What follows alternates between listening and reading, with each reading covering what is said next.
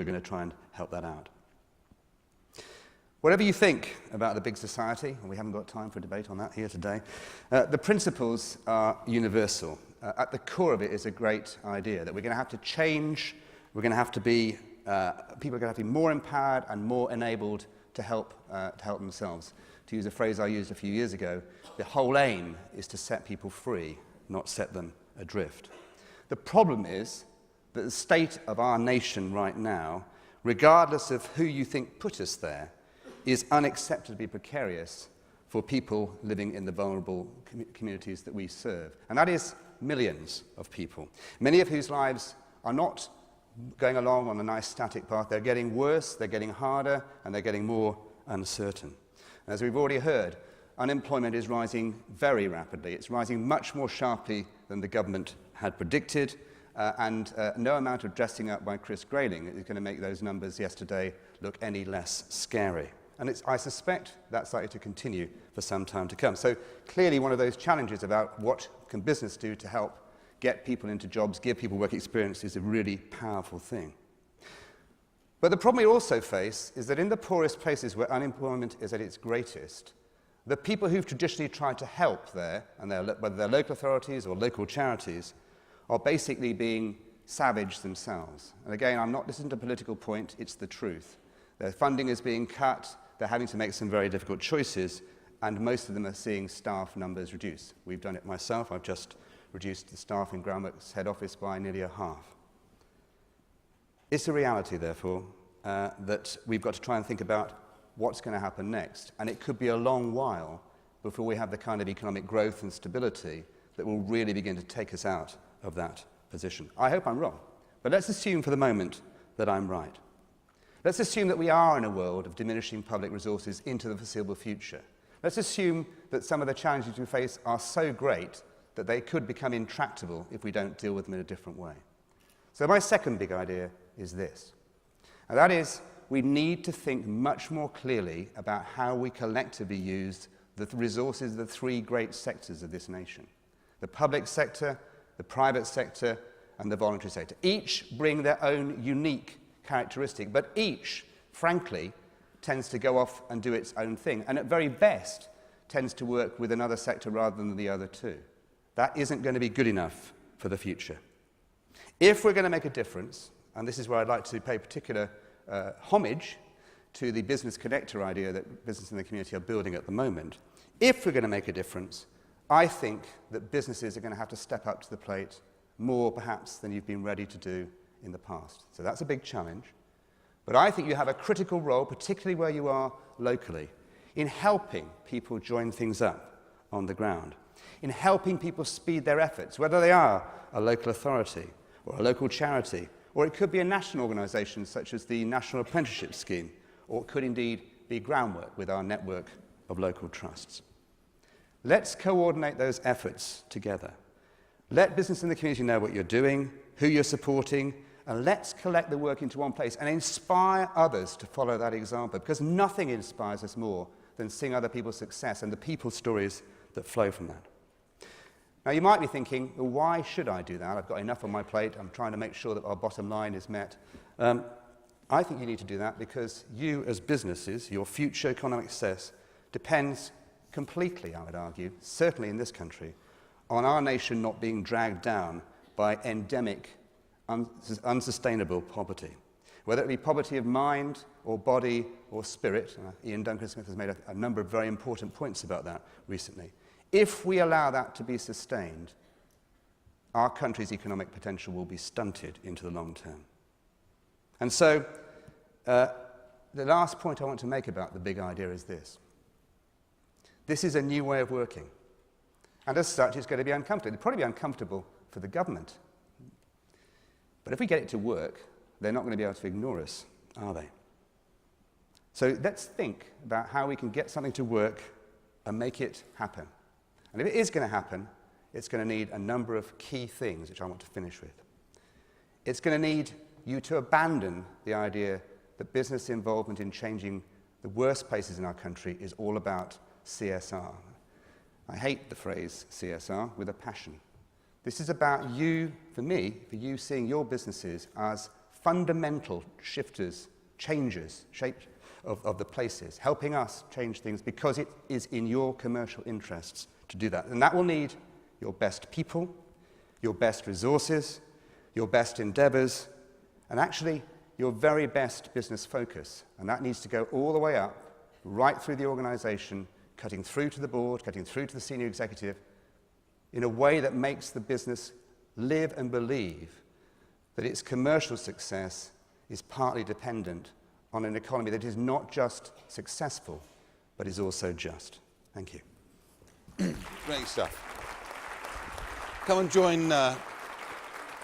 join your colleagues, Tony. Thank you. So now you have, ladies and gentlemen, a pool, and with Peter May down there as well, a pool of immense wisdom and experience into which you are able to tap by asking them any question you would like. So what we'll do is, if you want to ask a question, stick your hand up. We'll get a microphone to you as quickly as we can. And if you can tell us who you are before you ask the question, that would be great. And if you can keep your questions reasonably short. Who would like to go first? I cannot believe that there is. It's like doing an auction, this. I can't believe there isn't anybody who wants to ask a question. But if you don't, that's great. That means I can ask a question. So I will start. And if you think of a question in the meantime, stick your hand up, please.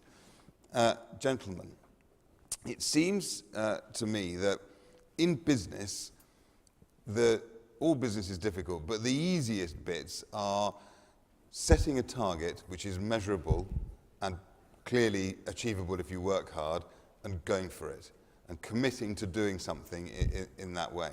This whole area seems to me an area where it's much more ephemeral. It's much harder to nail down what the target is, what constitutes success, etc. How do you deal with that in a business environment, do you think, David? I think you can set some targets, Guy. I think what we look at when we start looking at how we play in the community, contribute to society, one of the things we do is set some targets around the proportion of our people's time that is spent on community projects, be it in school mentoring, be it in working with charities in terms of trying to develop the business process in charities. So one of the things we do where you can set targets is those sort of things. Other than that, I think you then try and make it part of the DNA of the business. I think it was just said that it's not about doing this as a sideline buried away in the marketing department. It's about having some very clear objectives which align with the values you have as a business. Because trying to do something that doesn't align with those values is subject to failure. And you then build momentum behind it. But I am a fan of starting with some targets in certain areas and building on that.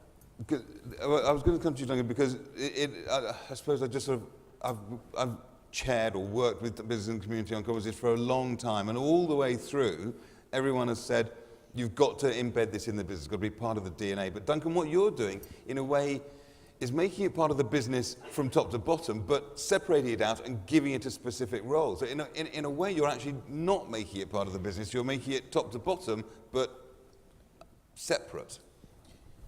Yeah, in a way, because I think we recognise that there are different challenges for least developed countries that don't necessarily suit the kind of overall structure of the business.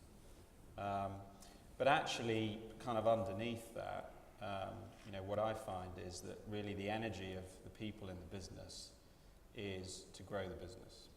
Okay, and really, people in my unit are just as energised about the opportunity to grow the business as they are in the rest of the organisation.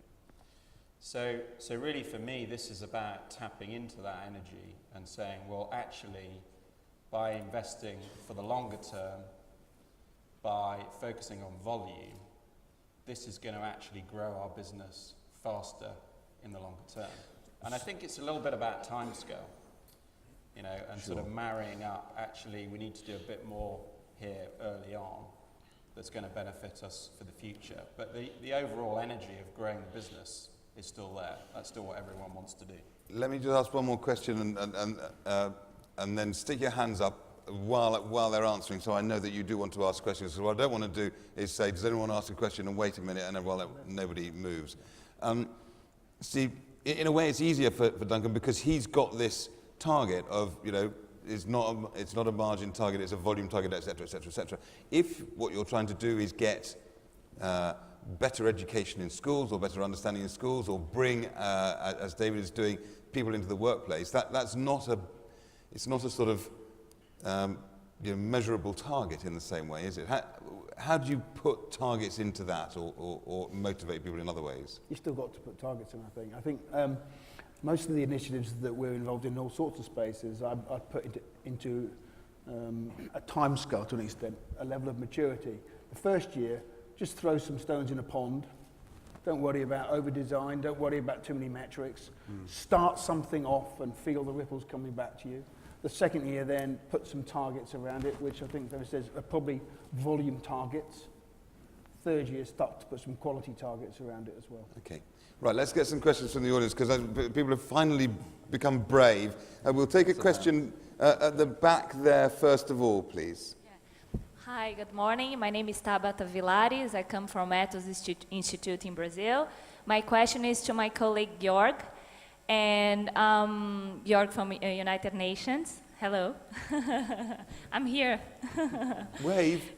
And I was wondering if you could say a few words about the BASD project and also the blueprint, because in this environment, I think it's good for them to know what the Global Compact doing in those two initiatives.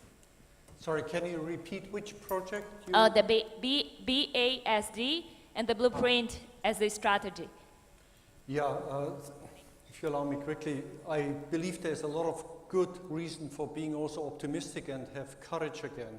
I think for me, markets and behavior is always about assumptions of the future, and it reflects in the current behavior, and that's a big point. And I'm BASD, Business Action for Sustainable Development. We're currently mobilizing globally wide together with our friends in Brazil and elsewhere too for the next year's Rio conference 2012 on sustainable development. And we are extremely encouraged that businesses worldwide, I dare say, is very, very innovative on sustainability and very much willing to actually go a long way there. And by next year, we want to showcase globally that business solutions, market solutions, innovations, bottom-up growth, in transformative partnerships, public and private, are a critical part of the solution for the future challenges. And in Brazil, there's an extremely fertile ground, but also elsewhere. And so is here in the UK, I believe. Okay, so I'll come to you over there in a second, but we'll do a question here first and then over there. Hello, Heidi Watson, Business in the Community, East Midlands.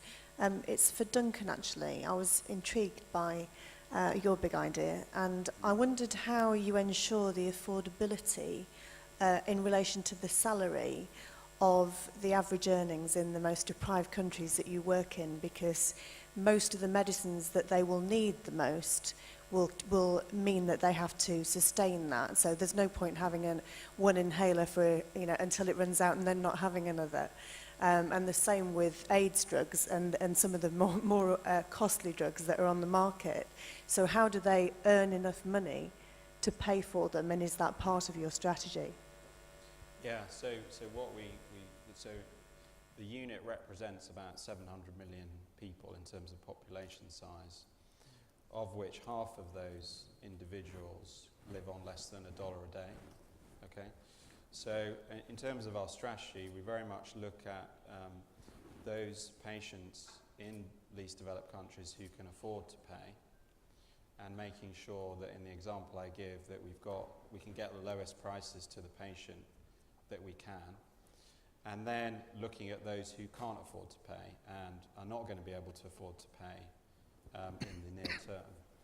And that really is about working with partners. So that's working with donors, working with, for example, with where I talked about vaccines, working with Gates Foundation, working with US organizations like PEPFAR with HIV, and supplying our products at not-for-profit prices, so basically supplying at cost.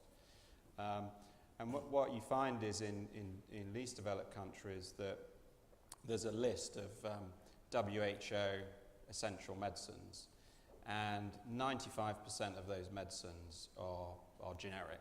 So they're manufactured without patent by all companies around the world, including many Indian organizations at very low cost. So it's a competitive marketplace for most of the essential medicines that are needed in least developed countries. But at the end of the day, those prices are actually can't get any lower. And there will always be a big chunk of the population that just can't afford them, and therefore that relies on donor funding. And it will rely on donor funding for the next 10, 20 years until the economies can get going and people can actually start to earn more money and governments can earn more money. Let's take a question from over there. Good morning, Jane James from Mighty Group. I have more of a worry and a concern really, following on from what Stephen Halliday was saying about working with young people in schools. I think that businesses are only too keen to work with schools, but we must remember that a lot of these children have a poor perception on business because they're coming from third and fourth generation unemployed families, families who have never worked and actually will sabotage their children's chances of working because they then won't have them around to help them if they're not English speakers, etc.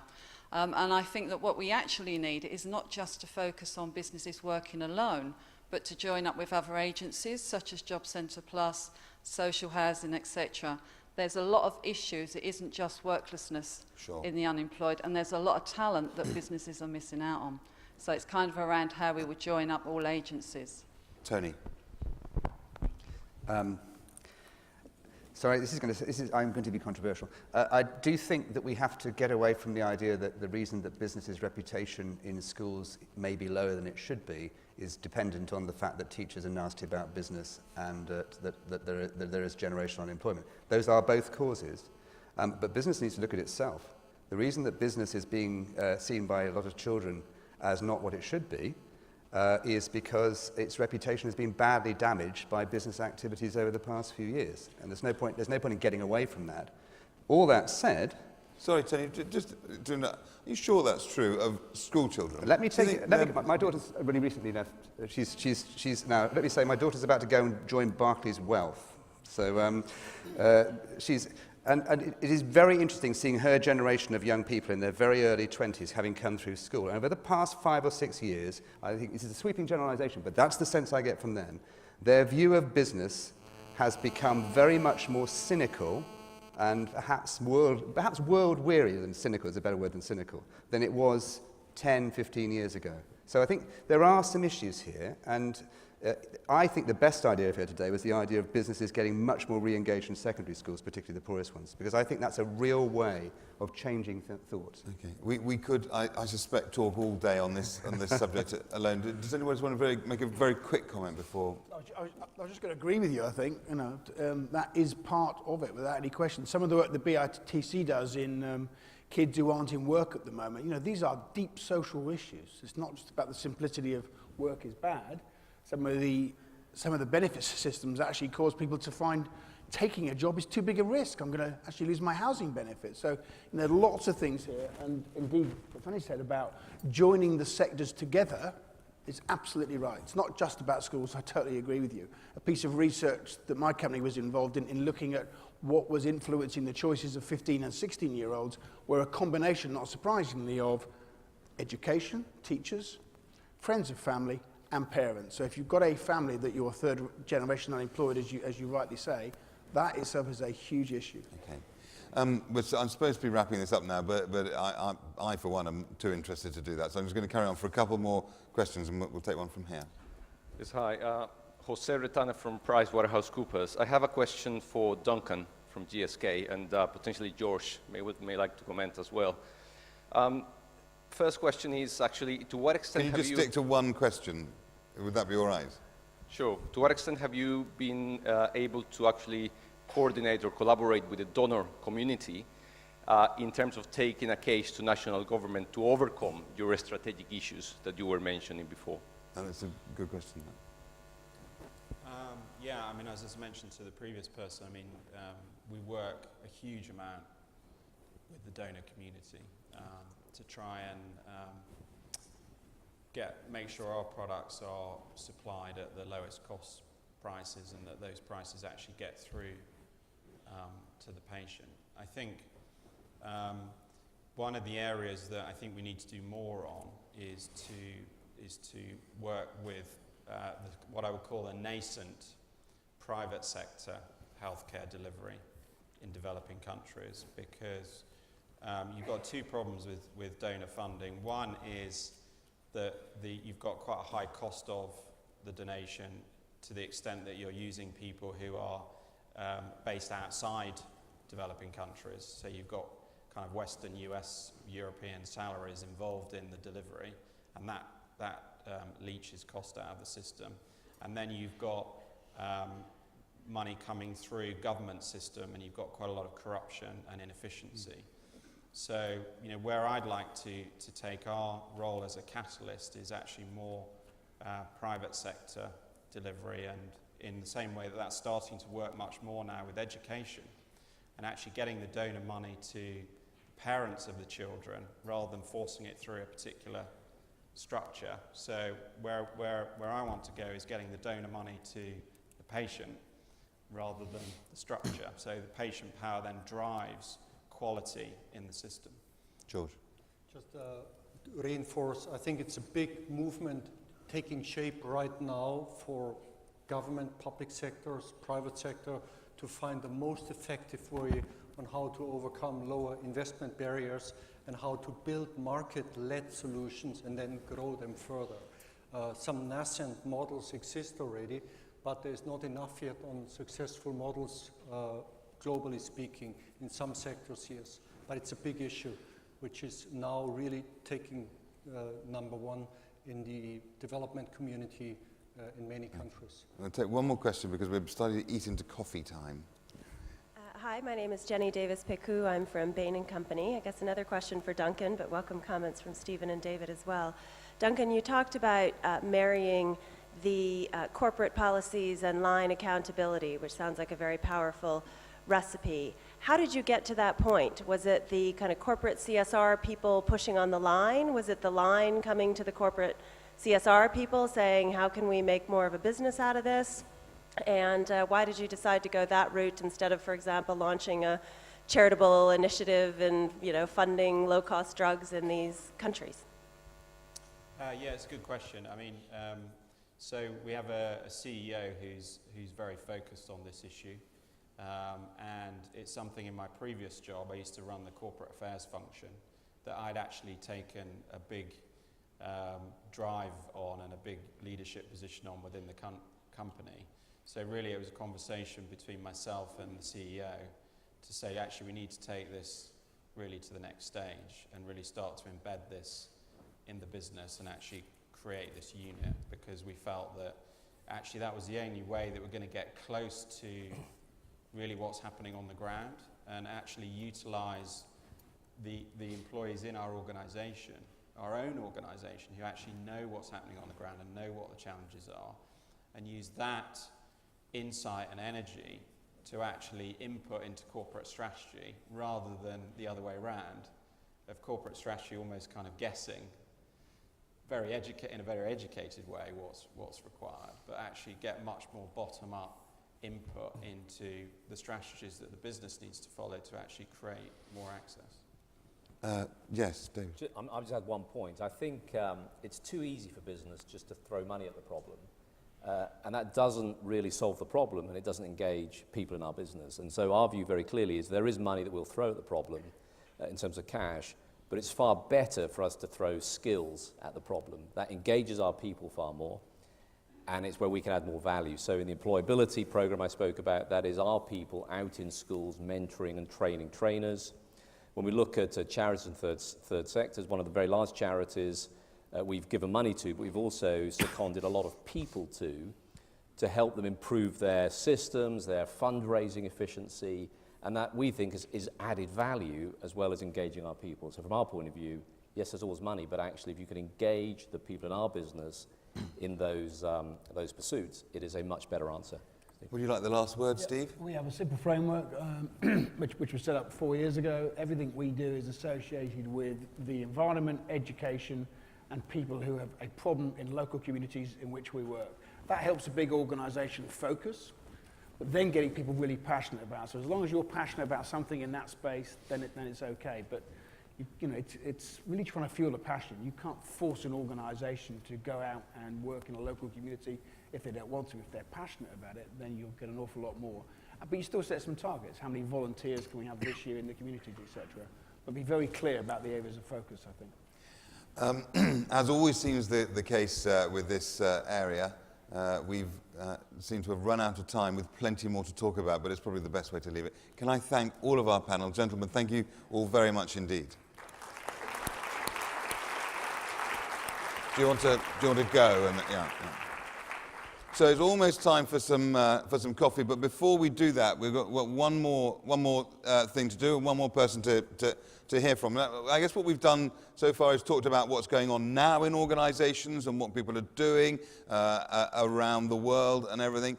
But before you go your separate ways to talk, to throw some ideas around and move on, what about the future? We've got one last speaker who is Andrew Wanliss-Orlebar.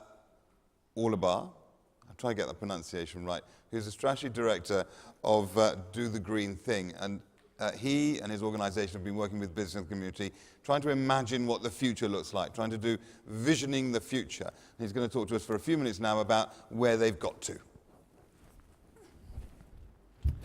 Thank you very much, Guy. I suppose a lot of what I'll be doing is summing up in certain ways a lot of the themes that have already been hit upon today. But as Guy mentioned, we've been looking for a few months now at the types of trends and changes that are likely to, I suppose, get business out of that world where it can still be a moral imperative that guides you to look at sustainability into a place where it's likely to really have significant material impact on you and force these changes that go beyond, as Duncan called them, that sort of scratching the surface.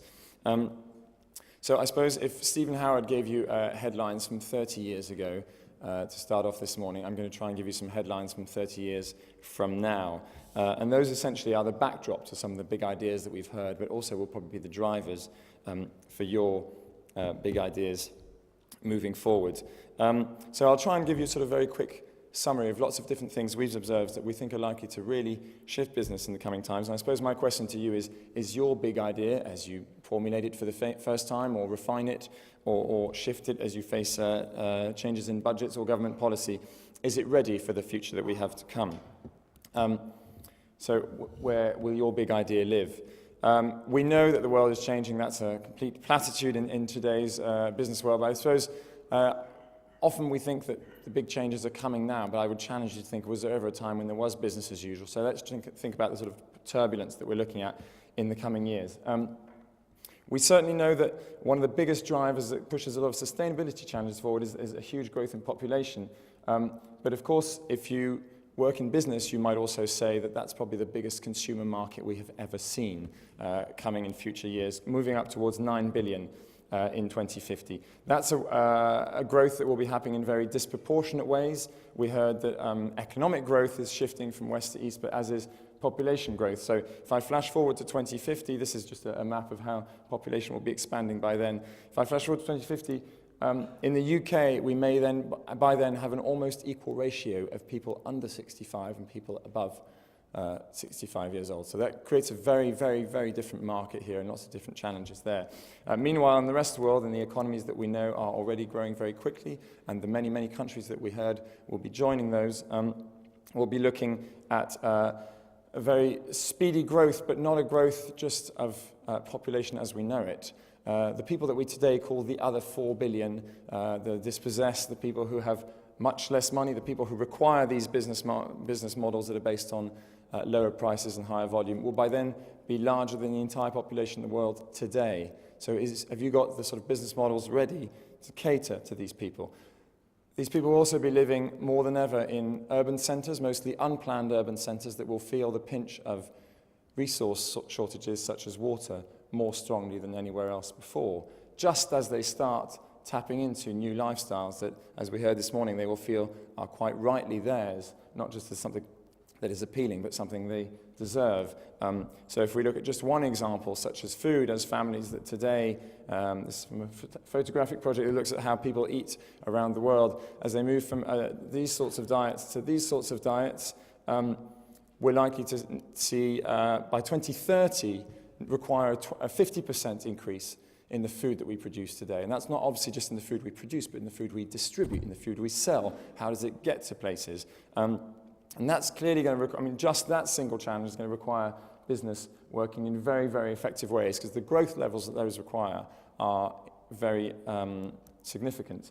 Which means looking at business is very effective, and I stress effective rather than efficient, because I think we always look at business needs to be more efficient. That suggests that we're doing what we do today in more efficient ways. I think some of what we've heard in the big ideas already this morning is that that's probably not going to cut it and not going to get us to the results we need. So it's probably about reinventing the ways in which we deliver a lot of things. If we just look at the world of food as an example, that's particularly challenging, because I think we also heard about the constraints and the huge growth in demand of food as key ingredient, which today is oil.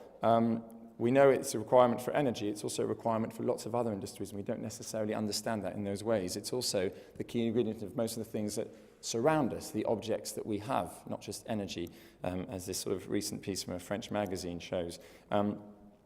So how are we going to look at that? What does a world that reinvents the objects around us look like moving into the future, including money itself in some countries, now an oil-based product.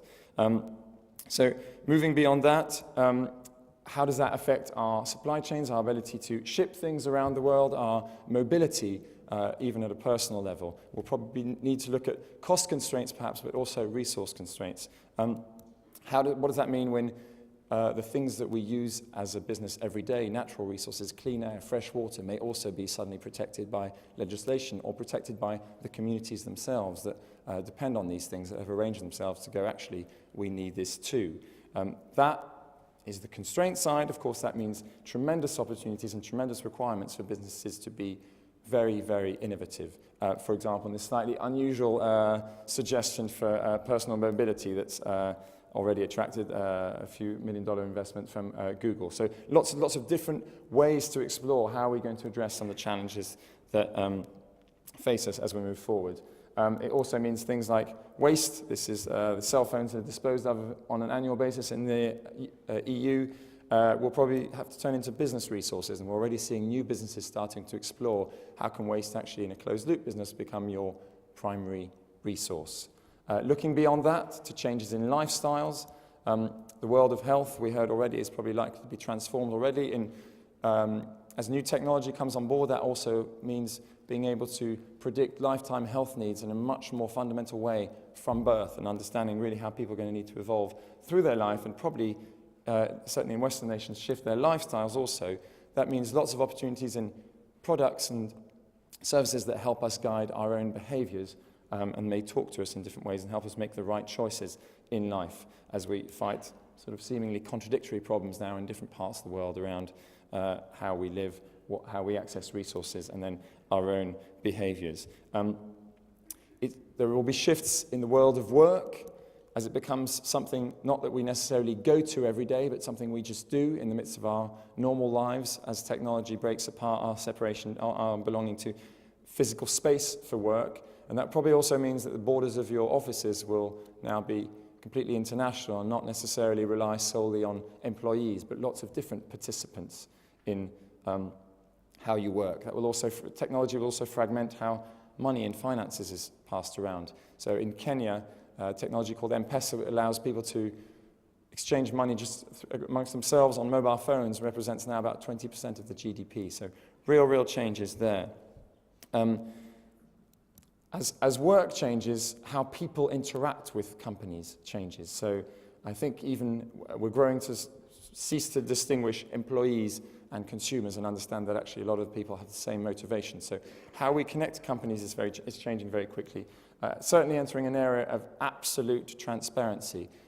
Today already you can use a little iPhone app to run down your supermarket aisle and find out the environmental history of any product that has a barcode on shelf, i.e.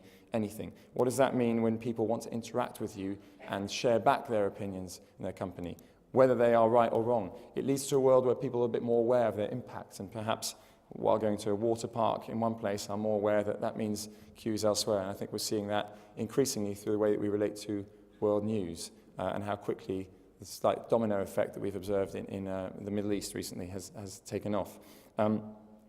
When consumers know more about you, they are likely to become more vocal on the important issues or the non-important issues. You may be doing an amazing amount of stuff and have a tremendous CSR record, but if a few hundred Twitterers want to talk about your logo, that's the dialogue that you need to suddenly engage in. A more vocal audience, a more local audience. We're seeing lots of communities organize themselves in a different way, reinvent their currencies, reinvent the ways in which they trade ideas, goods, and skills amongst themselves, not always leaving a place for business as it has operated traditionally.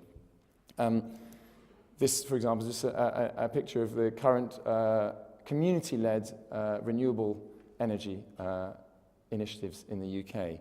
And then finally, a much more connected world of consumers or simply people. So just in the US today, the world of collaborative consumption, people exchanging goods and services amongst themselves, is worth 36 billion and growing very, very rapidly. So as people become their own companies, as they sell off what they had before or exchange things with people around them, their interest in co-creating your company is increasing. So what role can people play in defining your future and not just being the recipients of the products and services that you develop for them? So a few provocations for you in terms of what we've collected from trends and figures today about the world tomorrow. So hopefully some things to carry into your thinking about what your big idea might be. Thank you.